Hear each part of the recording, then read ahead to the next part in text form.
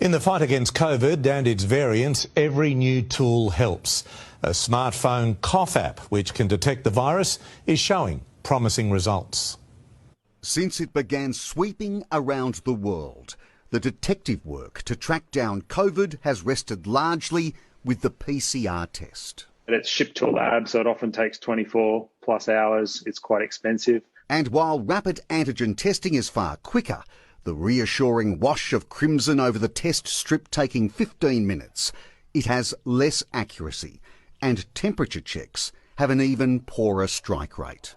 Unfortunately, temperature checks are only around 20% accurate. But Australian biotech company ResApp Health, which has already made significant advances using phone technology in diagnosing ailments such as asthma and pneumonia by a patient's cough, believes